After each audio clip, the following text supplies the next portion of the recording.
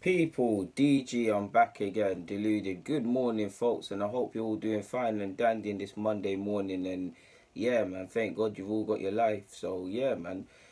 Cracking on now. We know it's a feel-good factor for Arsenal. While we can't draw too many conclusions, the league ends in May, but we're winning away from home. We're showing ruthlessness. Strikers are all our strikers, first choice strikers. Eddie hasn't had a look in, but Wells, Lacazette, Aubameyang, they're all efficient. Our midfielders are playing well. Torreira, the standout. Our defenders are moving all right. Not Mustafi. So yeah, it's a feel good. We're grinding out results. It's all right. We're actually winning away from home. We're showing ruthlessness in front of goal. By the same token, you can say the results are papering over cracks, and we're still not all the way there. But we're doing all right, man. For a team that was considered in crisis, and again, the league isn't finished until May, so it all might be right. But for a team that's in crisis, for a team that's considered so far off its other top six rivals in United, Spurs, Liverpool, City, Chelsea, etc., I'm not saying we're not way or far off a couple of them sides, because we are. But for all of the conclusions that were made based on playing the first 2 weeks against the two previous Premier League champions, it's funny how this side is in the top four right now. In fact, better in the side that was a shoo-in for top four, arguably, in regards to goal difference at this current moment in time. Like I said and keep saying, the league is not finished in October. We're in an international break so for at least the next week, Arsenal are in the top four again, and it's all happy and fine and dandy. But one thing I give Unai Emery credit for, and it's still early, and it's almost an impossible task as to why I kind of give him credit, is it appears that the whole squad he's keeping them happy. What I mean by that is, obviously, in any capacity, whether you're regardless of your standing in that 25-man squad, whether you're Emil Smith or you're a top class player, one of the best players in the side like Aubameyang or Lacazette, you want to play week in, week out. You want to be in that 11. So there's no such thing as players being entirely happy, because even the ones that do start, they'd probably be something they're not happy about. But I give Unai Emery credit, because it seems like I don't advocate rotation for this rotating sake. I believe in, you need to rotate and freshen up legs, and people are needed in a squad and things like that. But I believe in, personally, in that you play your best side, and that when you're in form you don't really change up too much stuff, you keep going and things like that. But I give him credit, because it seems like he's been able to give everybody game time. Fair enough, it might not be in the roles that they want. You look at Ozil, Mkhitaryan probably, and Ramsey in regards to that. But everybody's got game time. I saw a stat on actually Premier League's FPL account, and it said Aubameyang has been involved in 5 goals in his last 5 game weeks, which is great. But he hasn't completed 90 minutes in any of them fixtures, to which got me thinking, it's true. Yeah, he was ill and he only got 30 minutes or so against Fulham. Fair enough, he got a brace and an assist. But I don't remember too many times him starting from the bench, but he's definitely been subbed a couple of times. Lacazette had to bide his. Lacazette's a shoo-in the team at the moment, and playing quite rightly so, playing very well. But he had to bide his time in the starting lineup to get into the starting lineup. You look at Wells. Wells had to bide his time, and you saw Wells starting at the weekend.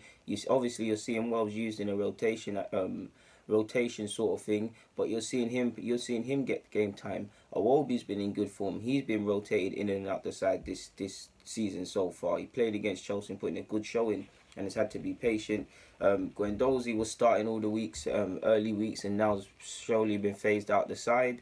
Mustafi seems to be playing a lot. So some players are getting a lot of game time, but you look particularly at the attacking options, they're all getting rotated and things. Ozil, who I believe, he's a shoo-in for him. Don't get twisted, I think he'll sub him. Has been inconsistent with fitness so far this season, so we'll see.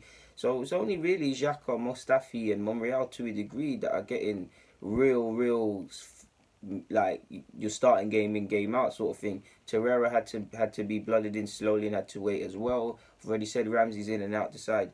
So it's almost an impossible job keeping everybody fit and happy. But I do think he's doing a good balancing act so far of managing egos and things like that. Clearly, it's testament to the players as well, because they're all putting in the work in training to be in the starting lineup.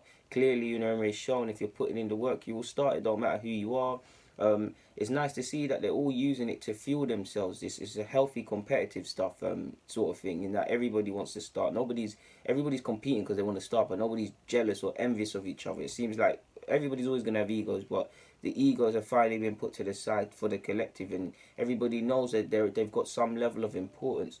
Obviously, Leno's circumstances in regards to getting first team football for at least for the next month came under sad circumstances. We don't wish, regardless of if you think Czech was good enough to be our number one, we don't wish ill health on no one.